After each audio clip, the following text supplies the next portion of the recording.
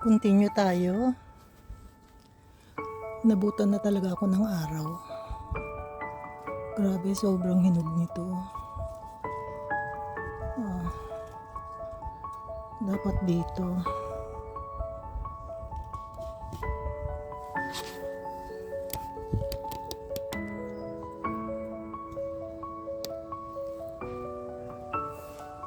Kita ba?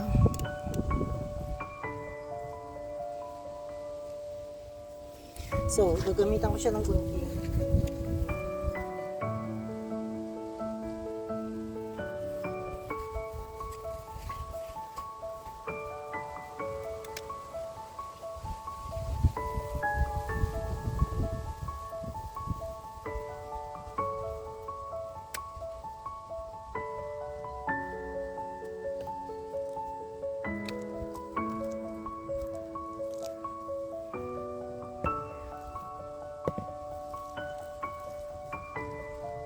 Guguntingin ko na lang para hindi masaktan yung mga kasama niya. So, palagay ko yung iba, pwede ko nang kunin ng hindi kailangan ng gunting. Ayan o.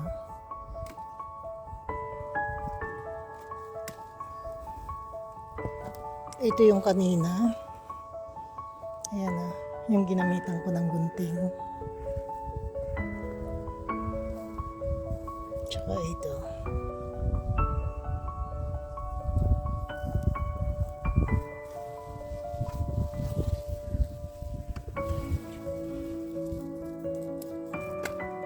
Ay, nahulog. Yan, ang dami nahulog. So, lipat tayo dito.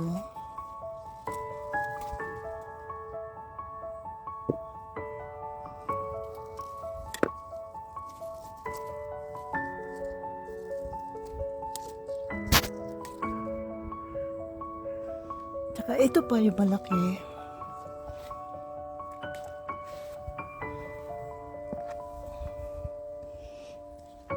Grabe, ang dami.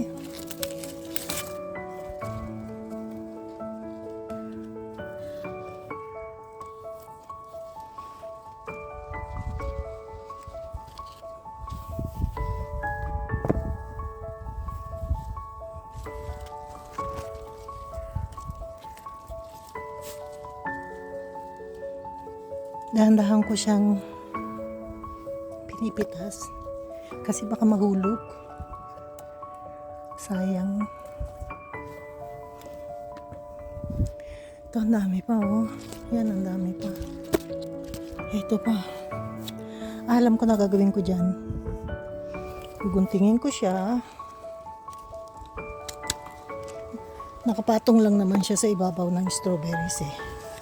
Ayan. Ay, may kasama pang green. Maski na, okay lang yan. Mahihinog din yan. Ayan siya. Oh. So, well anyway. Dito na tayo.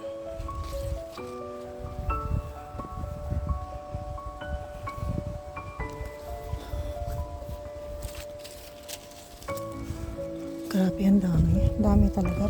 Puno na naman yung lalagyan ko. Ito pa. Ayun. Okay na yan. Papatayin ko naman na itong punong to eh. Ayan siya.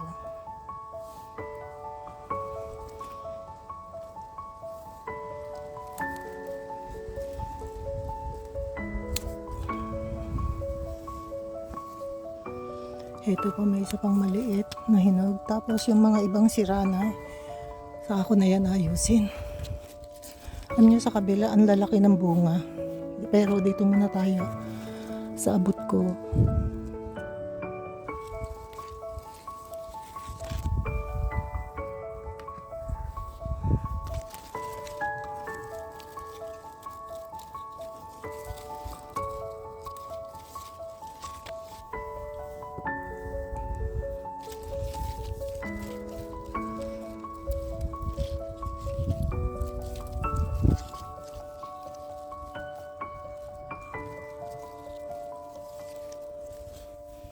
Ayan, puno na naman. Ay, buhay. Pag walang kamatis, problema din. Pag sobrang kamatis, problema din. So, lipat na siguro ako sa kabila. Kasi mga dilaw kukunin ko. Ayan, ang dami oh. Parang bulaklak yung kulay. Ito, sun gold.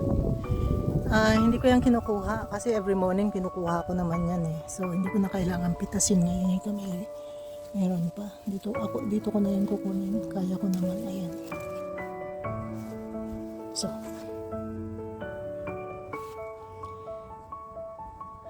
tigil muna ako kasi puno na yung lalaki.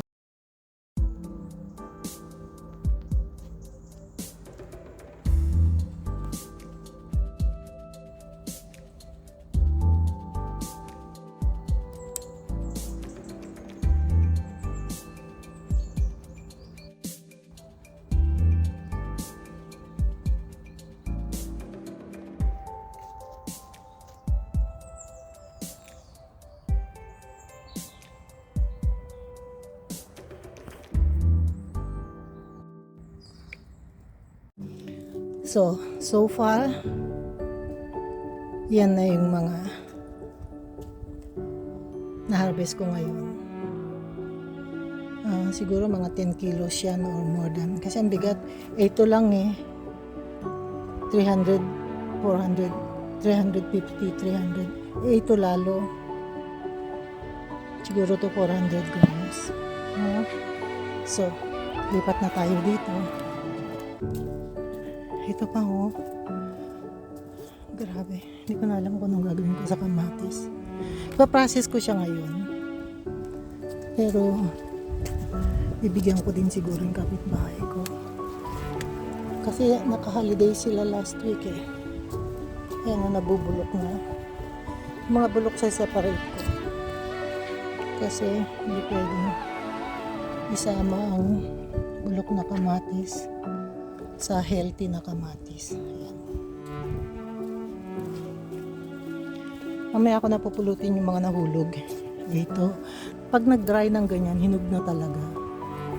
Sa farm, ganyan ang nakikita ko yung ginagawa nila pag nag-harvest sila. Pag natuyo na talaga yung tangkay niya. So, ganito na lang gagawin ko. Hindi ko na isasama yan. Bigat.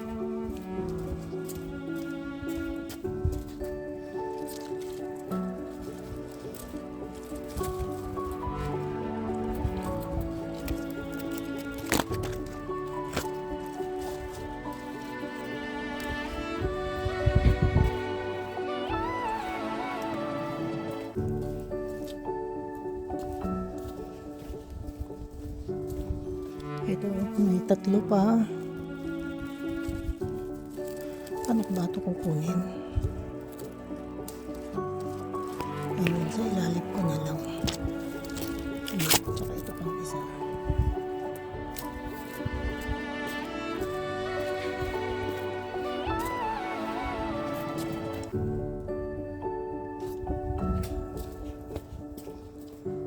So, wala nang hinog dyan, wala nang hinog dyan.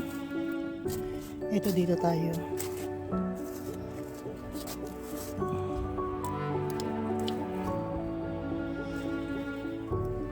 Grabe, ang lalaki. Grabe, ang laki. Sobra. Walang sila. Ito pa isa pa na natin. Ayan. So, tatlong malalaki. Kinuha ko dyan.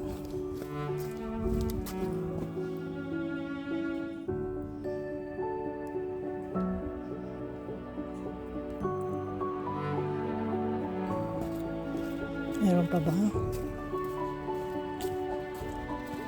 Ayun, may isa pa. Ito, Ox Hearts tomatoes. Meron pa ba? Pero may nagtatago pa. Ito pa dalawa.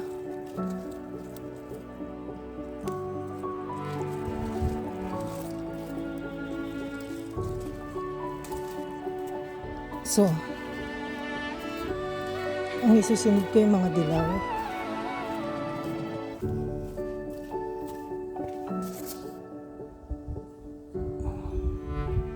Tigil muna ako kasi kailangan ko na yung lalagyan.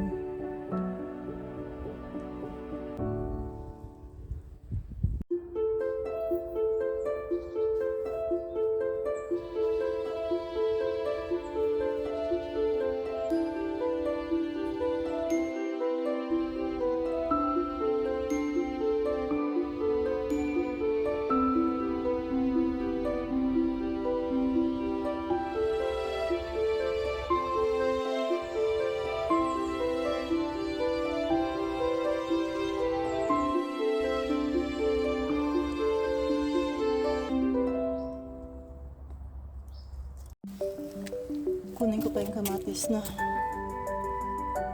naiwan ko. Ang dami na nabulog.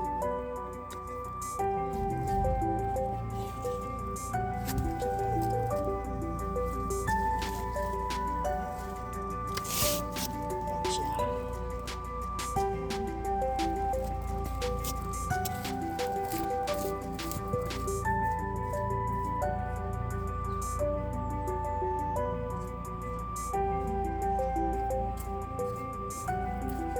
Sa lahat ng yellow tomatoes, kukunin ko na. Kaya sira ko hindi. Ano ko na lang.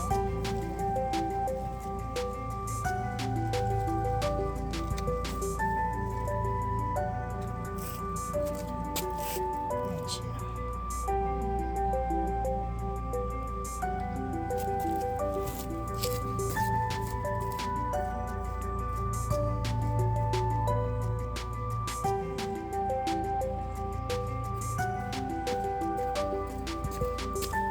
Ngayon lang ako may oras, kaya ginagawa ko mamayang hapon, lalabas na naman kami.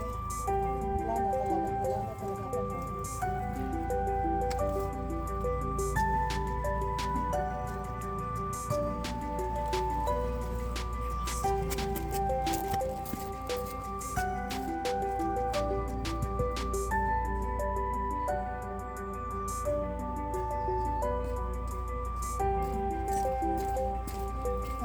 Ito pa, meron ito sa ilalim.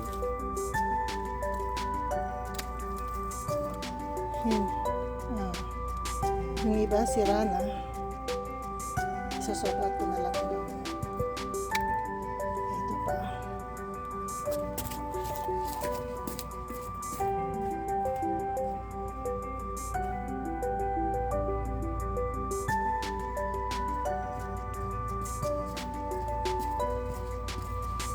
Ito dito na tayo sa taas.